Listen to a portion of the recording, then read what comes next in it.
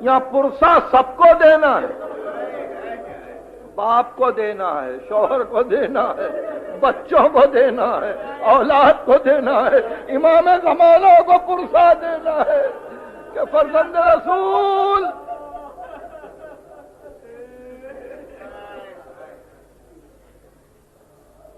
بہرحال وہ دعائیں دینے والی، وہ مسلسل آپ کے لیے بے چین رہنے والی، وہ جو آپ کو ہمیشہ آباد و بامراد دیکھنے والی بی بی، وہ وقت بھی آیا کہ جب بے اختیار ہو کے اسما سے کہا، اسما اب میں آخری اطاعت کے لیے جا رہی ہوں، اسما باہر سے دروازہ بند کر لے، اب کمرے میں کوئی نہ آئے۔ شام ہوئی، نماز کے فوراً بعد بچے آئے، دیکھا دالان میں صحن خانہ میں ماں نظر نہیں آتی، بے اختیار کا اسما اماں کہاں ہے؟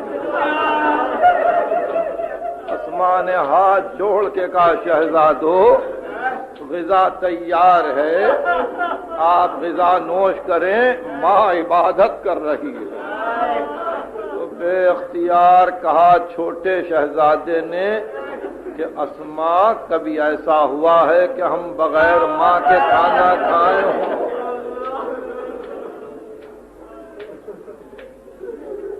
حجرے کے قریب پہنچے، اسما کچھ رکیں، حسین ابن علی کو دیکھ کے پھر سہم گئیں، آنکھوں میں آنسو آ چکے تھے۔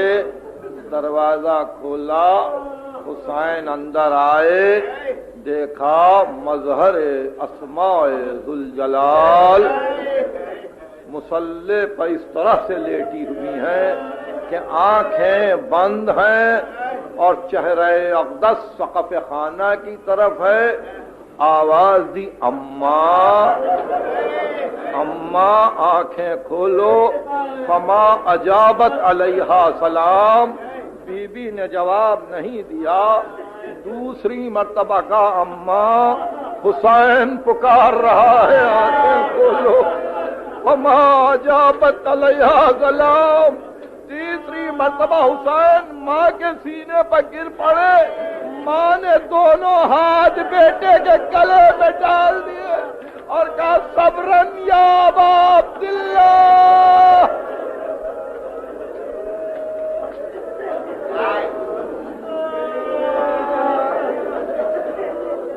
حسین کو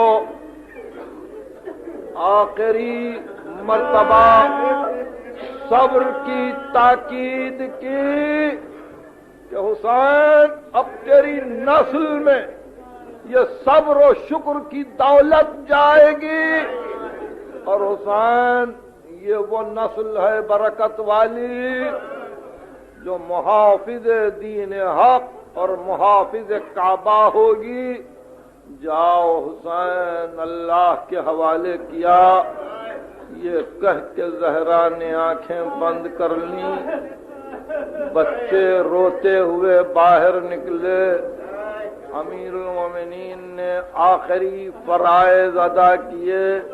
میں ایک بات شہزادی کے متعلق نہیں سمجھ سکا، آپ بھی کوشش نہ کریں سمجھنے کی، مگر ذہن میں رکھے ساری وصیتیں کی، غسل کے لیے وصیت کی، کفن کے لیے وصیت کی، حنوط کے لیے وصیت کی، جنازہ کب اٹھے وصیت کی، لاش کس طرح سے رکھی جائے وصیت کی، تابوت کیسے بنے وصیت کی، بچوں کو وصیت کی، حسین سے گفتگو کی، زینب سے گفتگو کی، مگر ایک بات، ایک اشارہ، ایک وصیت زہرا نے نہیں کی۔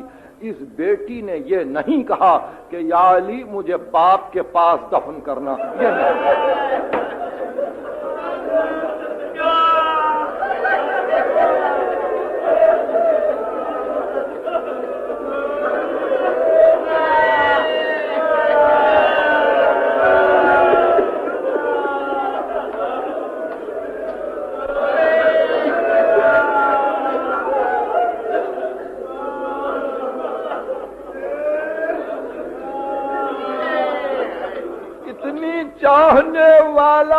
چاہنے والی بیٹی، ارے دنیا میں اپنے اپنے گھروں پر غور کرو، اپنے اپنے دلوں کا حال دیکھو۔ اولاد چاہتی ہے کہ باپ کے پاس دفن ہو۔ حسن مجتبی نے تو یہ خواہش کی تھی کہ بھائی اگر اجازت دے تو نانا کے پاس دفن کرنا، مگر زہرا نے کچھ نہیں کہا۔ یہ محافظ ہے زہرا، جان رہی تھی کہ اگر میں اعلان کے ساتھ باپ کے پاس دفن کر دی جاؤں گی تو ایسا نہ ہو کہ یہ قبر کھود دی جائے۔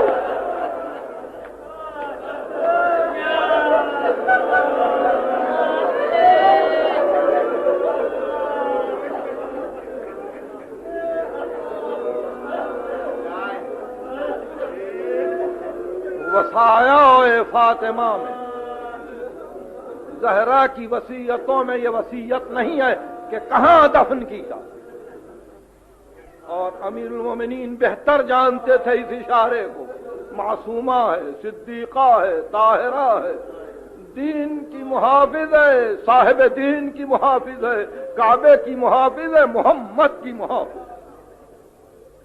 کہ یا علی جہاں مناسب سمجھو دفن کرو، جہاں مناسب سمجھو دفن کرو۔ علی نے جہاں مناسب سمجھا دفن کیا، مگر جنت البقیع میں علیحدہ تازی قبریں بنا دیں۔ رات کو سیدانی کا جنازہ اٹھا، بچے ساتھ گئے، کوئی اور نہیں گیا۔ سید النساء العالمین کے دفن کی خبر صبح کو مدینہ پہنچی۔ مدینے میں شور ہوا، باپ کو رونے والی مر گئی، مدینہ سنسان ہو گیا، مدینہ اداس ہو گیا۔ مدینے کی عورتوں نے اپنے شوہروں سے گلا کیا، تم پر خاک ہو کہ محمد کی بیٹی یوں دفن ہو جائے اور تم کو اطلاع تک نہ ہو۔ یہ آئے اور آ کے نشان قبر پوچھا، علی نے انکار کر دیا۔ گئے جنت البقیع میں اور جا کے کہا کہ ہم زہرا کی قبر کھودیں گے، لاش کو نکالیں گے، نماز پڑھیں گے، پھر دفن کر دیں گے۔ نیت یہی ہے کہ نماز پڑھیں گے، مگر جیسے ہی غلاموں نے یہ اطلاع علی کو دی، جلال کے عالم میں ذوالفقار کو کھینچتے ہوئے بقیع کے قبرستان میں گئے اور کہا پیغمبر کے مرنے کے بعد میرے گلے میں رسی بندھی، میں نے صبر کیا۔ زہرا کے پہلو کو تکلیف ہوئی، میں نے صبر کیا۔